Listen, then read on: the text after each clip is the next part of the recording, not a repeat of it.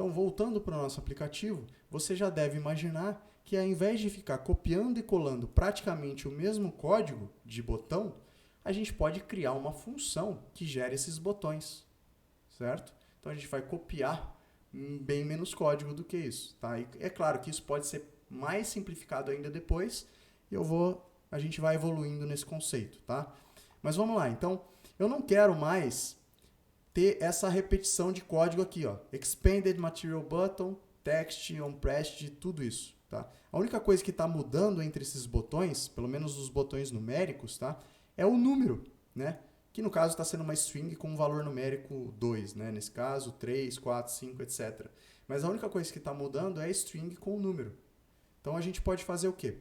A gente pode, aqui dentro da classe HomePageState, né? Então, deixa eu colapsar todo esse código. A gente está aqui dentro, né, do corpo da classe HomePageState ainda, né, que está todo o nosso código aqui, toda a nossa árvore de widgets. E a gente vai criar uma função aqui dentro, para poder construir os nossos botões de uma forma mais adequada, tá? Então, o que a gente quer? A gente quer retornar um widget, tá? Por quê? É um widget que é desenhado na tela, né? No caso, a gente poderia retornar o material button, que é o botão especificamente, só que todos os nossos botões estão dentro de outros widgets, aliás, de um outro widget chamado expanded, né? Então, ao invés de simplesmente retornar material button, que é o botão especificamente, a gente vai retornar tudo. Expanded, material button, text, tudo que faz parte do nosso botão, tá? Então, o que a gente quer retornar na nossa função? A gente quer retornar widget. Ah, Matheus, então o widget é um data type? Em Flutter, sim. Eles criaram um widget que se torna um data type, beleza? Então, a gente vai retornar um widget. Poderia ser o quê? Poderia ser string, poderia ser int, poderia ser qualquer coisa em uma função. Mas nesse caso, a gente quer especificamente nessa função retornar o botão da tela, né? Então, é um widget, no caso de Flutter. E eu vou chamar essa função de buildNumericButton, tá? Que é construir um botão numérico. Abre e fecha parênteses, abre e fecha chaves e pula a linha. Tá? Agora, como parâmetro, como a gente quer que cada botão receba o seu número específico realmente, nesse caso esse é o 1, esse é o 2, esse é o 3, esse é o 4, a gente vai ter que aceitar como parâmetro um número, né? Eu não vou usar mais string. Eu não vou usar string, como a gente está fazendo aqui, ó. Né? Isso é uma string, isso é uma string. Eu vou usar realmente um int, tá? Então vai ser um int e a gente vai chamar de number. Lembrando que isso é o quê? É o parâmetro da função buildNumericButton, tá? E como a gente está retornando um widget, ela precisa ter um return, tá? E o que a gente vai retornar então? A gente vai retornar todo esse código aqui, ó, expanded material button, é todo o código que compõe um botão nosso. Então eu vou copiar esse código, Ctrl C, vou vir aqui na frente de return e vou usar Ctrl V, tá? Agora, no final do nosso expanded, que é o widget que está mais externamente sendo criado, eu vou colapsar o código para você ver, a gente precisa colocar um ponto e vírgula, tá? Para finalizar a linha de código.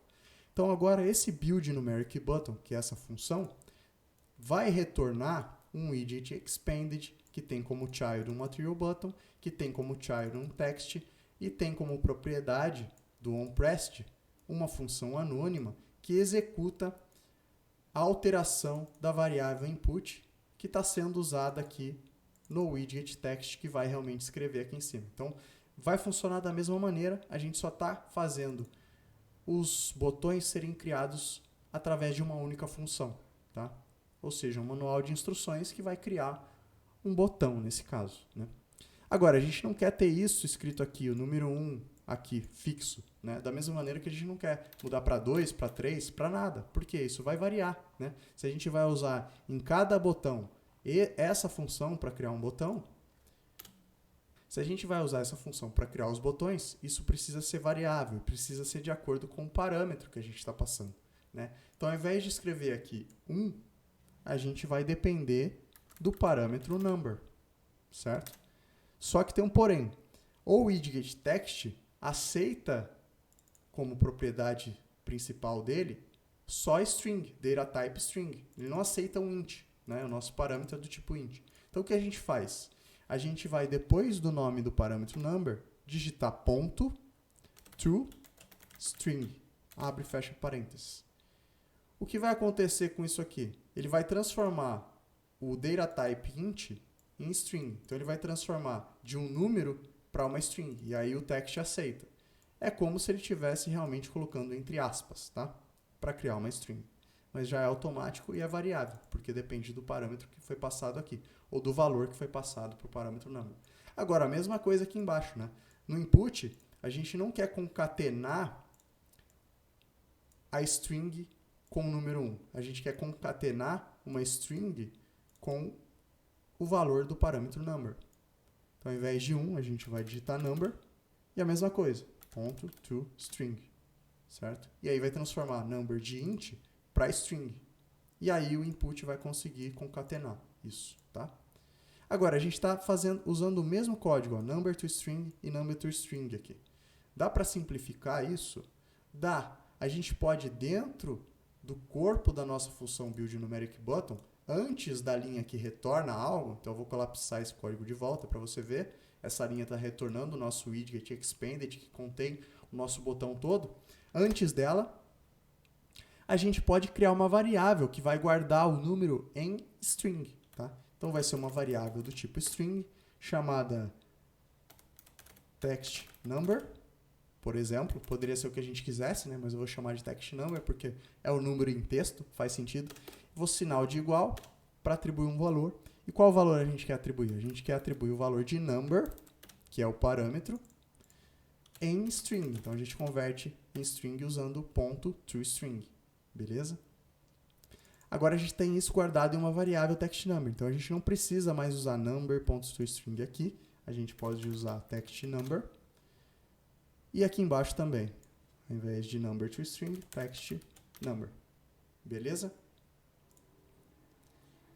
Próximo passo é substituir no nosso código todos os lugares em que estão sendo criados os botões pela chamada da função, certo? Então, ao invés de expanded material button aqui, eu vou chamar a função, ó, vou apagar todo esse código e vou chamar aquela função build, ou vou executar aquela função, né, a maneira certa de falar, build numeric button, e vou passar como número o número 1, porque é o botão 1. Se eu executar esse código, você vai ver que continua igual, tá? Vai continuar igual ao teclado. E ele vai continuar funcional, tá? Ó, ele continua funcionando, o teclado número 1. Aliás, o botão número 1, né? Que é esse aqui. Agora eu vou fazer a mesma coisa para todos os outros botões, beleza? Feito. Os únicos botões que não mudaram, aliás, os únicos 2 lugares que não foram alterados nessa sequência aqui dentro da nossa coluna, foram aqui esse primeiro espaço vazio, né, que continua sendo container, dentro de um widget expanded, e esse outro botão aqui, né, que continua sendo um ícone, né? Então, não faz sentido ele ser substituído, né? A gente teria que alterar a lógica da nossa função e complicaria as coisas. Eu não quero complicar nesse momento, tá? Então, todos os outros estão usando a função buildNumericButton, passando como parâmetro o valor numérico do botão que a gente quer criar. E aí, em cada um desses lugares, ele vai criar um botão diferente de acordo com o número, tá? Se eu apertar Ctrl S para realmente passar esse código para o aplicativo, ele continua funcionando igual, tá? Mesma coisa se eu executar aqui, construindo o aplicativo todo de novo para zerar o texto. Ó, tudo funciona igual, beleza?